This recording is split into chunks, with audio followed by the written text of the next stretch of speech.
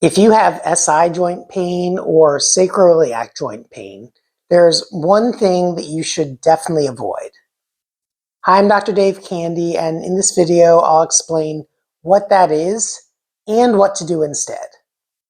Now, if you have sacroiliac joint pain, the one thing that you should avoid is repeatedly getting your SI joint manipulated by a chiropractor or a physical therapist. Now, let me clarify that statement by saying I'm a fellowship-trained orthopedic manual physical therapist, meaning that I've had 2.5 years of postgraduate training specifically in hands-on techniques such as spinal manipulation. And there's nothing wrong with getting a manipulation every now and then. In fact, if your SI joint has slipped out of place or locked up, it can be a really effective tool to get it feeling better quickly. But there's a reason that your SI joint has slipped out of place or locked up. The SI joint is inherently a very stable joint. It only moves about 1 to 3 millimeters or less than 1/8 of an inch. So it really shouldn't be slipping anywhere. The stability of the SI joint comes from the curved shape of the joint surfaces, along with the wedge shape of the sacrum being wedged down between the two ilia. That makes it like the keystone bone of an arch, which makes it inherently very stable. Additionally, you have a whole bunch of ligaments that further give that joint stability. But every time you manipulate it, you slightly stretch out those ligaments and make the joint a little bit more unstable. If you picture my hands like two joint surfaces of the sacrum and the ilium, and this band as the ligaments between them, when those ligaments are tight, it holds the two joint surfaces together and keeps them from slipping on one another.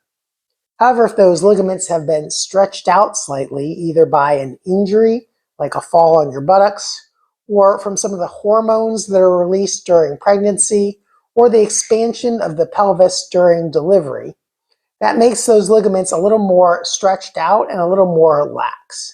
And you can see when the ligaments are a little more lax, it allows for slipping or even locking up of the pelvis.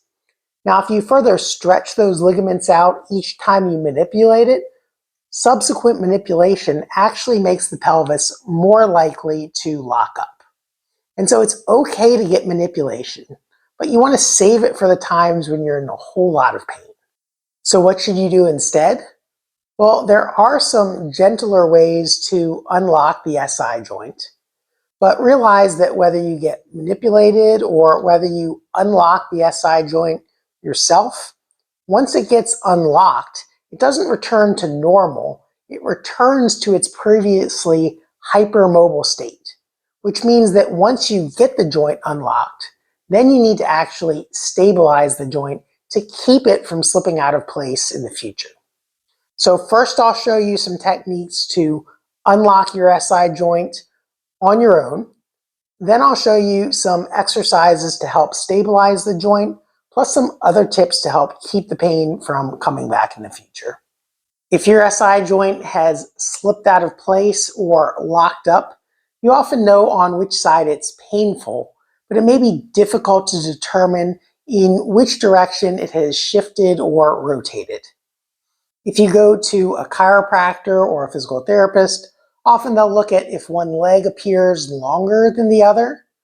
But if you can't tell that on your own, just try this technique on one side, see if it helps, and if it doesn't help, do it on the opposite side.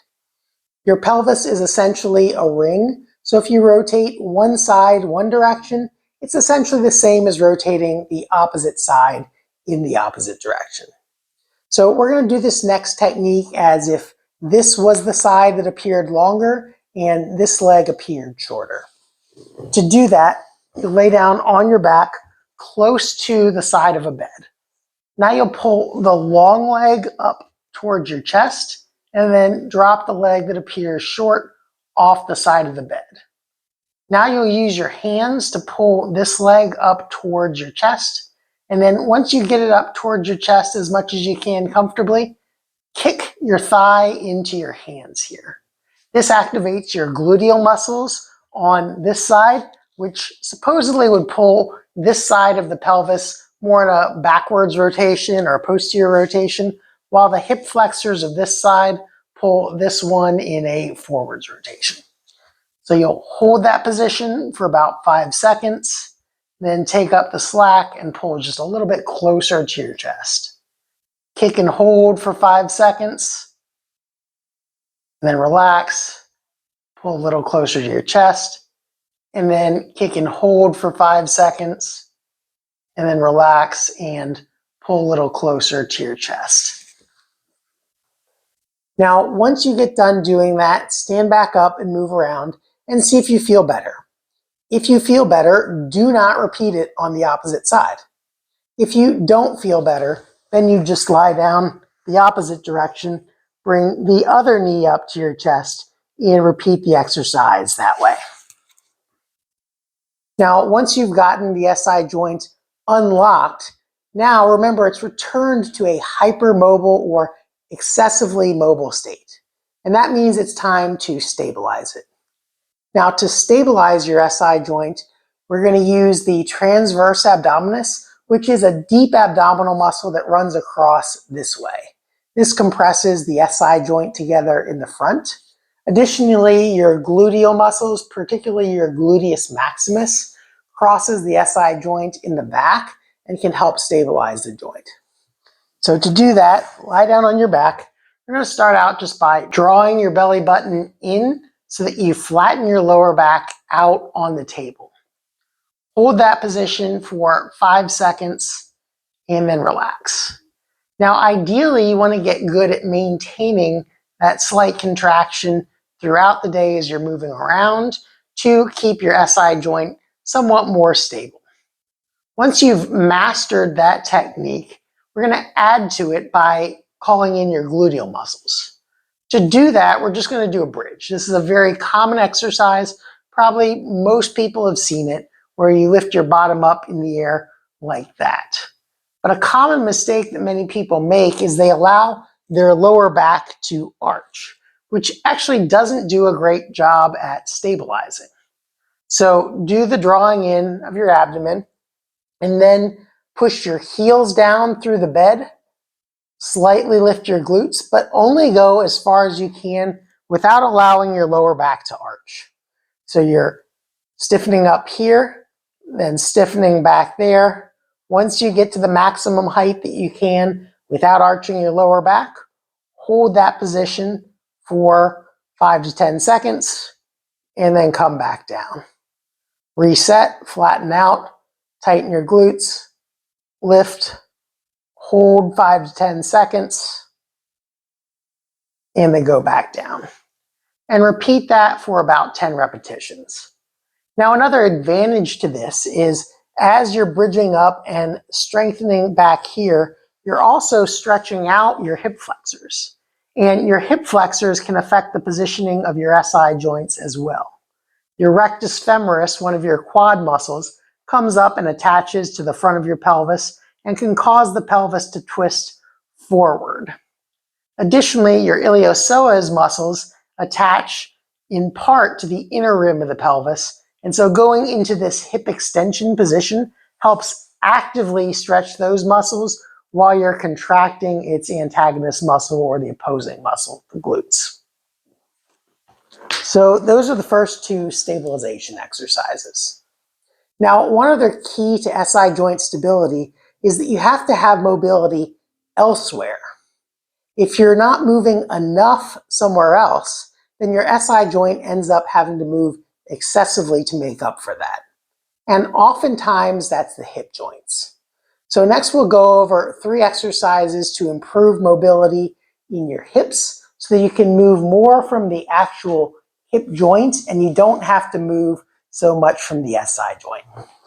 As you can see here, if you're lifting one leg up like this, you move through the hip joint. But if you run out of mobility in the hip, particularly in the back part of the hip, then your SI joint and eventually your lower back start to kick in to help get you more hip flexion. And so one stretch for the muscles in the back of the hip is just kneeling on all fours like this, trying to find a neutral position of your spine, so not arched all the way up, not arched all the way down, but just kind of a middle of the road position. And then once you find that, try to sit back towards your heels as far as you can without allowing your lower back to round out. So this is not the child's pose where you're going down like that. It's also not the cat camel, although you can do that to kind of find the mid-range position. But once you find that mid-range, just hold that mid-range position, kind of using that transverse abdominis or that drawing in measure as you're rocking back. Go as far as you can without allowing your pelvis to round out, and then come back up. So it's just a slight rocking back and forth, focusing on stabilizing your lower back and SI joints while mobilizing your hip joints. Now, additionally, there are other muscles in the back of the hip that can limit your hip mobility. And one of the most common ones that people think about in regards to the SI joint is your piriformis. Your piriformis is a hip external rotator, but it actually crosses the sacroiliac joint before it attaches to the hip. Now, it's not so important the absolute flexibility of the piriformis, but more the relative flexibility of one side to the other. If one side is really tight and the other side is overstretched, it can cause a rotation of your sacrum, and vice versa. If the other side is really tight and the other side is overstretched, it can cause the opposite rotation of the sacrum. So it's not really important the absolute amount you have, but more that you're equal on both sides. So if you cross your leg over like this, just see how far down you can get. You should be able to get close to down to parallel, probably slightly above for most people. Then check the other side. And if you notice that there's a big imbalance between the two sides, that one side goes down quite a lot and the other side doesn't go down very much, then you'll probably want to stretch the side that doesn't go down very much. And much like the first SI joint mobilization we talked about, you don't necessarily want to do both sides. Stretch the side that doesn't move as much so that you create more balance. If you do stretching on one side and stretching on the other side, you increase the flexibility of both of them, but there's still an imbalance. So just stretch the side that's stiffer. The final stretch is a hip flexor stretch. And we did a version of the hip flexor stretch in the bridge, which is actually a really good hip flexor stretch because it activates your gluteals at the same time.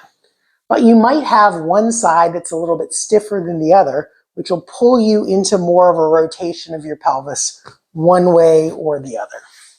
So the way you would do this is kneeling like this on a bed or on the floor, doing a little pelvic tilt, so tightening your glutes, tightening your abdominals, and then driving your hips forward only as far as you can without allowing your lower back to arch. So much like in the bridge, you didn't want to allow your lower back to arch. Same thing here. You want to tighten here, clench, then drive the hips forward just until you feel a stretch in the front part of this hip without allowing excessive back extension. Next, we'll move on to functional activities. You do, after all, have to get back to moving in everyday life. But some activities like squatting or lunging can be particularly problematic for people with SI joint problems. If you lack motion in your hip joints, then you may start to round out excessively as you squat down. And the lunge is even more problematic because it's asymmetrical loading, one leg going backwards and one leg going forwards. So we've already done the mobility exercises to work on the rocking back on all fours, and squatting is essentially just an advanced version of that. So you're sitting back on your heels, trying to keep a spinal neutral position, not rounding out excessively like that, and also not arching excessively like that. So find your spinal neutral position and then sit back on your heels as if you're doing the all fours rock back, just your hands aren't supported in this position. Then drive up and notice the spine stays in the same relative position. You're not getting a lot of rounding out down here at the bottom. You're also not going into an excessive amount of arch. So rock back, go down as deeply as you can, maintaining your spine position, and then drive back up. Rock back like you're on all fours, and then drive back up, rock back, and drive back up. And then for the lunge, that's again sort of an advanced version of the hip flexor stretch. It requires flexibility of the hip flexor of the back leg and strength from the glute of the front leg. Now you want most of your weight, about 80–90%, on this front leg, and then just coming down as far as you can. You may feel a stretch in this leg, which may or may not limit you. Go down as deeply as you can comfortably, and then come back up. You're driving through the glute here, also keeping your abdominals tight so that you keep stability through your lower back and SI joint. To see that from the opposite side, one leg forward, other leg back, most of the weight here, drop down, weights through the heel of the front foot. You're stretching the hip flexors of this foot and going up and down that way. Now finally, before you get fixated on fixing your SI joint problem, you want to make sure that your SI joint pain is actually coming from the SI joint. There are other muscles, joints, and nerves in your lower back that can refer pain down to your SI joint area. And many times in my practice, when I see patients who complain of buttock pain or SI joint pain or sciatica, it's actually coming from somewhere else besides the SI joint or besides the piriformis. So to learn some other things that can cause SI joint symptoms, check out this video on 7 causes of sciatica, or for more tips to relieve back pain and sciatica, check out this playlist down here. But before you go, if you found this video helpful, make sure to give it a like and subscribe to our channel so you can get notified of our future videos. Thanks for watching, and I'll see you in the next video.